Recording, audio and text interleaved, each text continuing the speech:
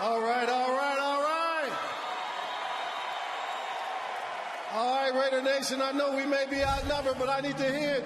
Raiders! Raiders! Raiders! Man, that's what I'm talking about. That's what I'm talking about. Now, I know Jerome is coming up and he's going to blow the house out, but I had to get that in. Oh, boy. You know, I say to my kids every morning when I wake them up, this is the day that the Lord has made, and we shall rejoice and be glad in it. And certainly this is a joyous occasion. You know, this is an honor you just can't even think about. I mean, you play great football, but you don't ever look at yourself as being somebody who could be in the Hall of Fame. So I'm going to enjoy this honor, but on Monday, I'm going to really be able to enjoy this honor. It's been a lot of work, but it's been incredible work, and I can't wait to enjoy this for the rest of my life. Now, I'm not a preacher, but I have preacher tendencies. So, I mean, there are some things that I may want to say, but I'm not going to say them. I mean, it may be a good time for you guys to say things like, won't he do it, or look at God, or something like, but I'm not going to say it because I don't want to start preaching up here. But just hang in here with me, and let's see how this happens. You know, when I first had the opportunity to put on this gold jacket, I didn't know who the maker of the jacket was. And when I saw that name, it almost brought me to tears. Simply because this man has been an incredible part of my life for the last 31, 32 years before he passed away a couple years ago. The name that's on the inside of this jacket is Hager. And his family is here tonight. Lydia Novikov, his daughter's here. Dan Novikov, his son-in-law, is here. Daniel and Isabel. This family has been an incredible, incredible positive force in my life. And I just wanted to say thank you guys for all that you've done. And you guys know I love you.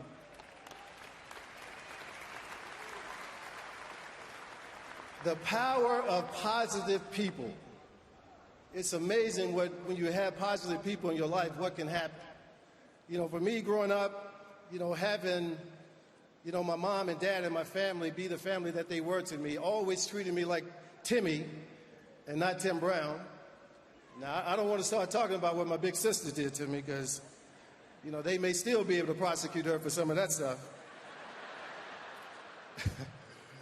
But it made me into the man that I am today. You know, my story may be implausible to some and maybe improbable, simply because things happened in my life that without those things happening at the exact time, this wouldn't have happened. You know, when I was 6 months old, I had a little accident, ended up getting infected and ended up going to the hospital. And they were talking about doing a tracheotomy on me and really doing some serious surgery. My mom, my grandfather, and my uncle, they prayed.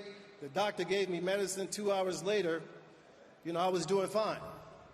And my mom said from that day on that she thought that God had something special for me.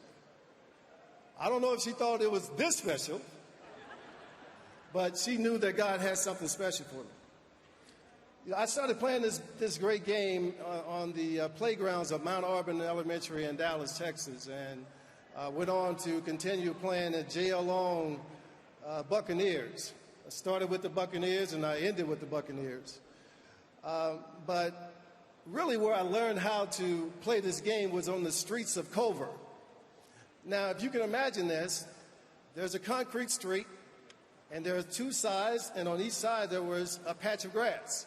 So we used to call it throw-up football. You throw the ball up, whoever gets it, you get the run. Well, if you got on the sideline, though, you got tackled. So thinking that, you know, you can grab a ball and run down the sideline and tackle the guy and land on the grass was not the smartest thing in the world. And it is the reason why I have all of these scars and all this. All this happened way before I got into playing real football. But it's because I learned how to juke and dodge guys and stay away from them sidelines. You know, I knew I had great ability and had the ability to make people miss, but we were losing football games. So I said to myself, all this talent must not be that good because we'd be winning football games. When I got to Woodrow Wilson High School, it seemed as if, where my Wildcats at? Where you at, Wildcats? All right. When I got to Woodrow, it seems like I got faster and the moves got better, but the losing increased. In my 3 years on varsity, I was 4-25-1. And I'm very proud of that one because we worked very hard for that one. You know, the only team we beat every year was Skyline, who was our rival team. And this is where the story starts to become a little improbable. We were playing Skyline my junior year, and the University of Notre Dame came to recruit one of the Skyline's players. They didn't know anything about me. On that particular night, I had a kickoff return for a touchdown. I had a punt return for a touchdown. I had a long punt for a long pass for a touchdown, and I had a long run for a touchdown. Now, that was a great night. Now, if Notre Dame would have came the week before, I scored one touchdown. If they would have came the week afterwards, I didn't score at all. That's what I'm talking about. That's what I need. A little insert right there. In 27 years of playing football, the only time I scored 4 touchdowns was when Notre Dame came to recruit somebody else. That's a good time to say, but God. Oh, won't he do it?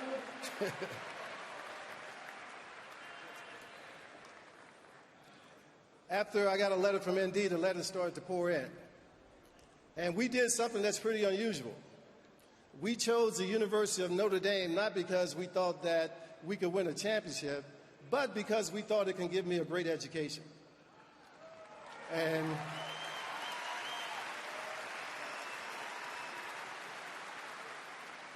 that decision was the toughest decision I ever made in my life. I was a mama's boy.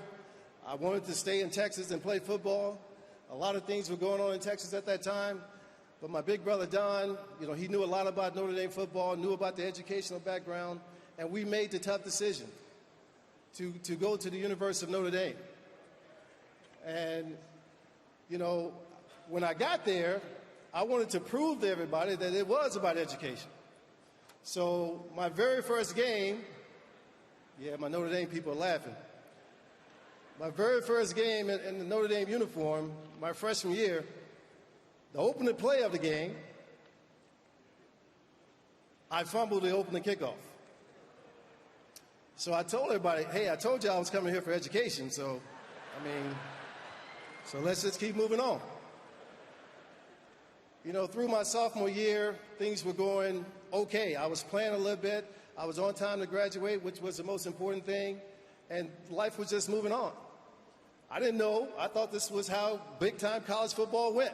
This is how it happens. This is the way. You don't play that much. You play a little bit, and you just keep moving on. Well, the coaching staff was fired after that year, and in comes this little 5'8" guy wearing glasses, talks a little funny. He put us through winter ball workouts 5 o'clock in the morning because we all had 8 a.m. classes. I would say something about that to one of my guys over there, but I'm a rookie and I can't say anything to these guys yet. And after 2 days of being in spring ball, once we got in pads, he pulled me over and asked me a litany of questions as far as why wasn't I playing more? Did I get in trouble? Was it grades? Was I on drugs? He was asking me all kinds of questions. I said, no, coach, they just didn't play me. And he told me that he thought I could be the best player in the country. I thought this guy lost his mind. I said, you been watching my film or whose film have you been watching? Day after day, he would bring me into his office and show me what I was doing on the practice field, show me what I was doing against defenses and doing things that he hadn't asked me to do. And finally, he said that he told the media that I was the most intelligent football player that he had ever coached. So all the media flocked in from all the country, and they're trying to figure out who this new transfer is, because they knew I wasn't there before. They thought I had transferred in or something. And once they figured out it was me, they was like, Tim, what happened? I said, I don't know. He just said it, and I'm just doing it. And after a couple of weeks, Is he here? I was hoping he was here. After a couple of weeks, I started to get it, and I really felt bad because I felt as if there he is. I felt as if he had more confidence in me than I had in myself. He believed in me more than I believed in myself. So we get into the season my junior year, and it goes great for me. And now I'm following him around like a little puppy dog, trying to figure out he has something else for me to do. My senior year goes great, and I end up winning the Heisman Trophy.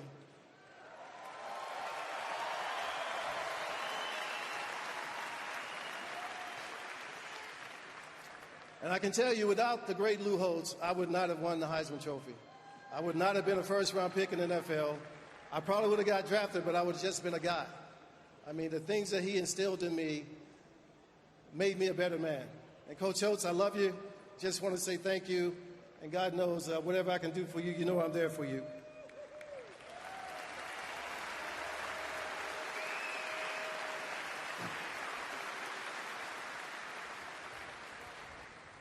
I was drafted by the L.A. Raiders. Mr. Ron Wolf actually drafted me into the NFL.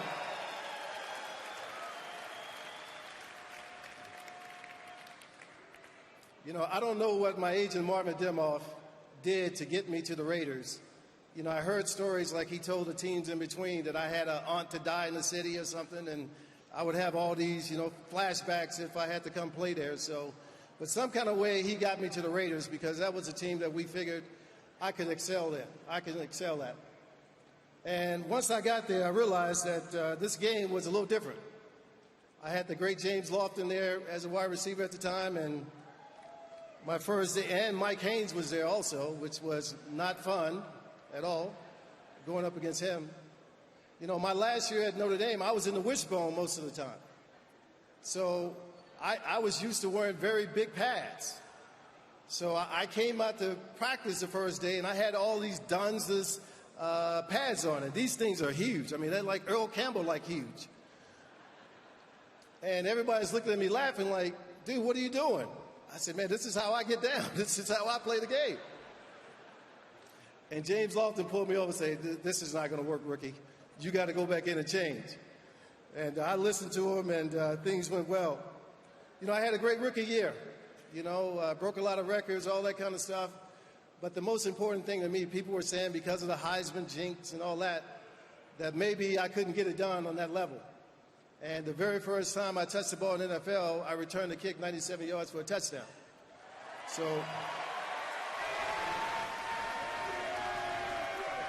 that was probably the best thing that could happen because all the critics went away, and now it's just a matter of going out and playing football and having a great time. But it's my second year, I was thrown a wrinkle. I got hurt the opening game of the year returning the kickoff. And at this particular point, because of the injury that I have to my knee, the doctors literally told me, we don't know if we can get you walking straight. And so playing football may be something that's not in the plans for you anymore. And I was shocked by that, but I worked extremely hard to get back. You know, I knew that if I kept working, that maybe I couldn't be a guy that was 4'3" anymore and had all these great moves. But at the same time, you know, I felt I could play the game and be helpful to a football team. You know, I believe that ends up being the best thing that could have ever happened to me in my career. You know, I had ended up leading the Raiders in receiving because James got hurt and a couple other receivers got hurt. And I ended up leading the team in receptions. I was trying to return punts and kicks and be a receiver. And that's how I was starting out that year. But by that injury happening, all of a sudden, that was all taken away from me. It was taken away from me to the point where Al Davis came to me and said, you're going to be the best third down receiver, punt returner to ever play the game. And I was like, third down receiver, punt returner? Yeah, there's a couple downs missing in that. But that's what he meant. When he said it, he meant it. And for the next 2 years, I never played on first and second down. I only played on third down. I think I caught 18 passes one year, 36 passes the next year. In '92, Mervin Fernandez gets hurt in the middle of the season, and I ended up having to take over for him and played well, and the rest is history, as they say. You know, the next 5 years for me went pretty good. But really the reason why I'm here now and standing on the precipice of going into the NFL Hall of Fame is because of another coach. The silver and black like to call him Chucky. I call him Brewdog. When John came to the Raiders, I was going into my 11th year. And the 4 years I had with him were just incredible years, not just because of the numbers, but because of the games we were playing and the importance of the games. And so it put me out there in a totally different, on a totally different level. So, John, I know you were supposed to be here. I hope you're here, man. God bless you. I love you, man, and thank you for everything that you've done.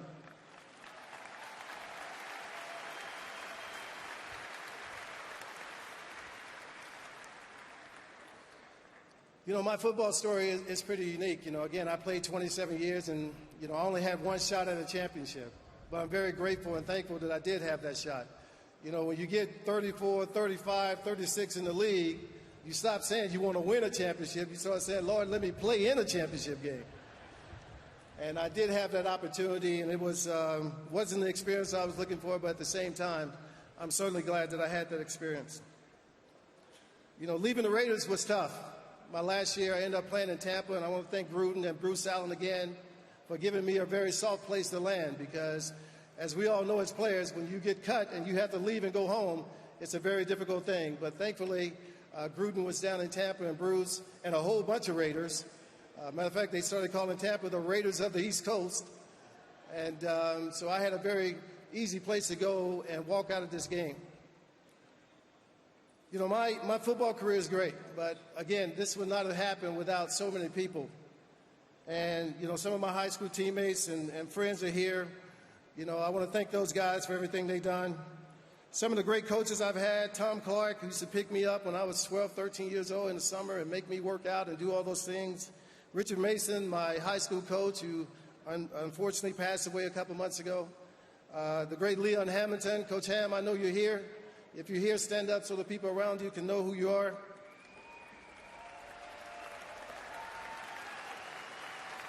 There he is right there.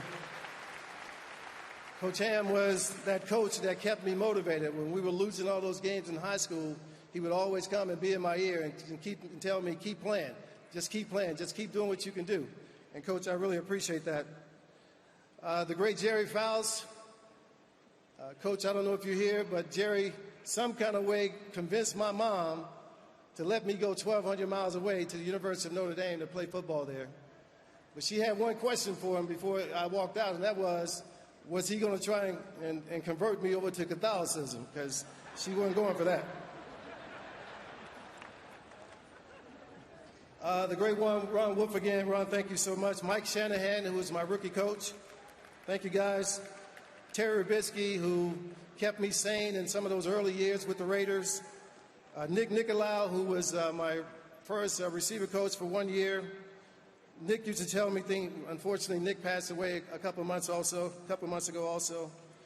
He would tell me things like great players allow their fans remember their great plays. The great players remember the plays that they did make. And that was something that stuck with me my whole career. Jim Falso, Ray Perkins, offensive coordinators that I had. And, of course, the great Fred Biletnikoff, who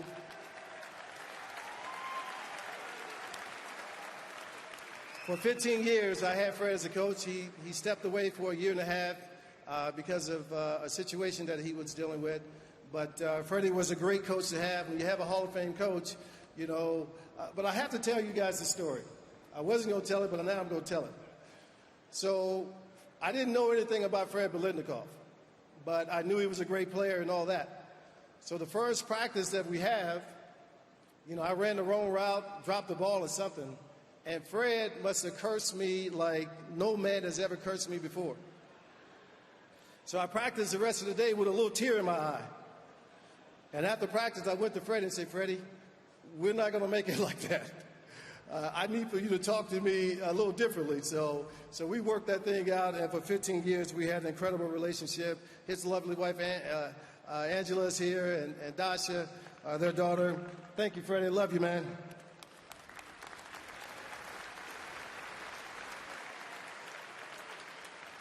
Mike Wilson, who took over for Fred for a year and a half or so. Mike, I know you're here, man. God bless you, brother. Thank you so much for all you did. I started my career with Shanahan and Mike Shanahan, and I ended my career in Tampa with Kyle Shanahan being the backup coach to Richard Mann down in Tampa Bay. So thank you guys for all you did. Now, I don't know if there's ever been a wide receiver to make it into the Hall of Fame who's had 20 quarterbacks in their time. Now, I caught a ball from 19 of these guys, and I'll let you guys figure out which one I didn't catch a ball for. I'm not going to tell you guys that. But here they are: Steve Berline, Jay Schrader, Todd Marinovich, Vince Evans, Jeff Hostetler, Billy Joe Hobart, David Klingler, Jeff George, Donald Hollis, Wade Wilson, Rich Gannon. Thank you for number 1,000, Rich. I love you, brother. Bobby Hoying, Rick Meyer, Marcus Tuiasosopo, Rodney Peete, Rob Johnson, Brian Greasy, Brad Johnson. Caught my 100th touchdown from him. Thank you very much. And Chris Sims. So that's the list, guys.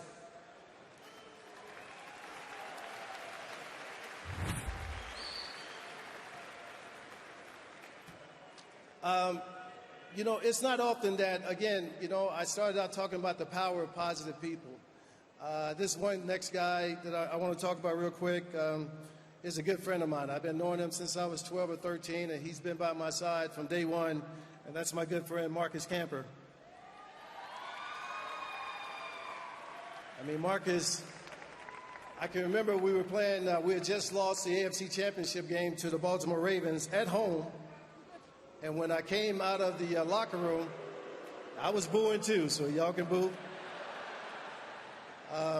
When I came out the locker room, I just didn't know what to say. People were talking to me. I didn't know what to say. And someone asked me if I was all right. And I couldn't answer the question. And he looked at the guy and said, yes, he's all right. He's all right. And I was like, I guess I'm all right, because Marcus said I'm all right. But Marcus has been an incredible godly man, an incredible godly friend. I love you, brother, and thank you for everything. Where are my brothers from Notre Dame? Where are you? Stand up, boys. Stand up. The brothers of Notre Dame. We call ourselves Bond, B-O-N-D, Brothers of Notre Dame. Thank you, guys. I love you guys, man. Lifetime friendship. Fighting Irish fans, are you here? Any Fighting Irish fans here? There we go. I thank you guys. Your support has been incredible for me over the years, and I really appreciate that. I'm almost done, guys. All the short speeches are over with, by the way, so if you guys haven't figured that out. So I want to talk about a couple players real quick that really helped me out. I mentioned James Lofton earlier. Literally, James Lofton taught me how to be a receiver. Again, coming in the way I came in NFL, I needed someone like that. And for this guy to literally take me up under his arm and teach me how to play this game was incredible. We also had Mervin Fernandez, who was an incredible pass catcher. Willie Gault, Jesse Hester, all these guys were incredible players for me. And during this 9-year run or 10-year run where I went over 1,000 yards, the guy I had on the other side that whole time was James Jett. So James Jett, I just want to say thank you, brother, and love you. You know, I said James taught me how to play the receiver position, but this next guy taught me how to play the game. And it's really, really tough for me to publicly give this guy credit because he went to that crazy school out in Southern California out there. But the fact of the matter is, Marcus Allen is one of the guys that I admire most in this game. And to watch him do what he did and what he had to go through throughout the 5 years that I was with the Raiders with him, and how he kept being the team leader and the inspirational leader of the team, no matter if he was playing on third down, fourth down, or not playing at all, playing fullback for Bo Jackson, for Roger Craig, or for whoever, he did whatever it took. And when he left, I wanted to embody what he did. And Marcus, I just want to say thank you, brother. I love you so much. Appreciate you. My cousins, Chris, Alan, Keith, Robert, love you guys, man. The LA days were very sweet. My brother, This man has been a lot for me, no doubt about it. I mean, he has, he taught me how to play the game. He was the one who took me out and taught me how to catch the ball. I used to call them torture sessions, not teaching sessions, but for him, he was doing what he had to do to get me ready. And his passion for the game became my passion for the game. And brother, I love you, and thank you so much for everything. My sisters, Joyce, Ann, Gwen, and Kathy, you guys kept me humble. You kept me, being the man that you guys wanted me to be. And I just want to say thank you guys, and I love you guys so much. To my kids, Taylor, Taman, Tamar, and Timothy, I am incredibly proud to know that this legacy will be here for your kids and your kids' kids.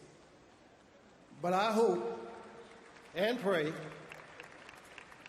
that at the end of my days, the legacy you remember most is the godly legacy your dad is trying to leave for you.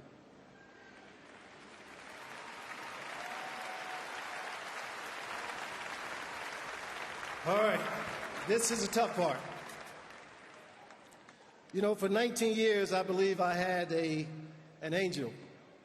And that's pretty unique because this guy was 6'5", 350 pounds. But Chester McLaughlin, to me, was an incredible friend. And we lost him back in 2011. But I'm very thankful to Howie because the first time I interacted with Chester, I was a player rep. Chester was a rookie. And I told Chester, hey, you need to come to this meeting. And he said, nope, I'm not coming to the meeting. And I said to him, you can't be ignorant to what's going on in the league. You need to find out what's happening. And all he heard was, you ignorant. And before I knew it, Big Boy was in my face. And thankfully, Howie was there and grabbed him and sort of saved me and gave me a chance to rescue me. Chester knew my wife before I did and tried to introduce me to her. And I said, Chester, man, come on, man. Well, that's not how we play. We don't play that game. But he knew that we should have been a couple way before we were a couple. And when I finally met her, which was at his wedding, he had us sitting together. I said to him, man, who is that girl? He said, boy, that's the girl I've been trying to get you to go out with for 2 years. But I wasn't ready for Sharice at that particular time. I was just going through the change of trying to be a godly man and trying to be the man that God wanted me to be. And if I would have met her 2 years prior, I probably would have messed it up. But I'm so glad that my great friend Chester had the wisdom of us being a couple way before we got together. Sharice, I love you, baby. I'm really thankful that Chester did what he had to do to get us together.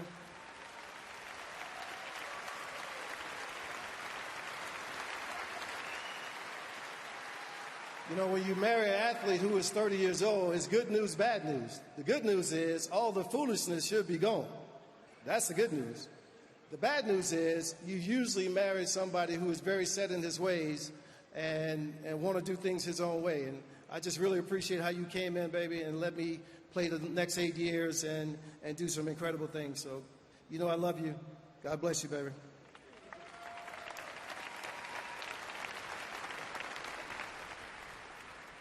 To my incredible mother,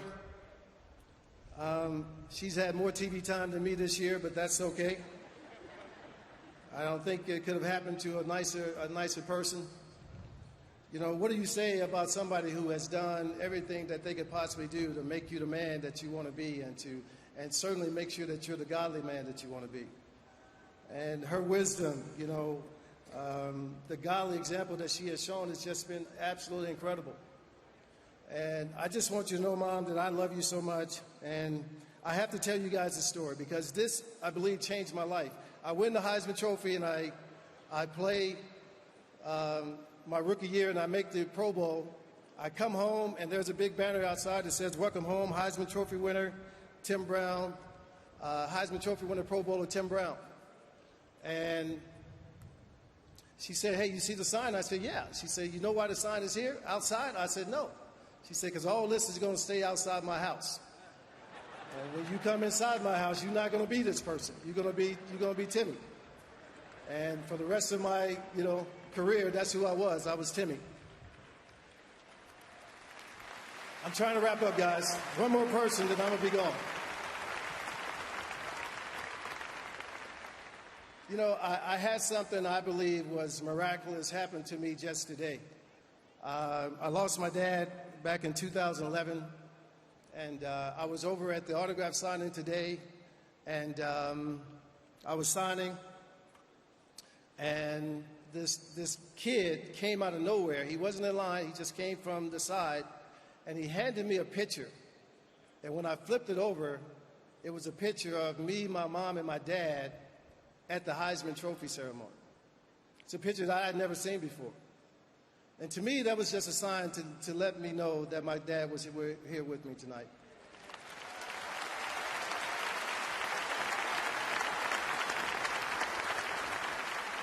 So for all y'all waiting for me to cry, I already got my cry out.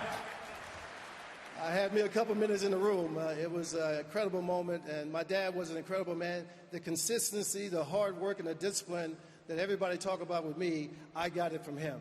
And Dad, I love you and thank you so much. God bless you guys. Thank you very much.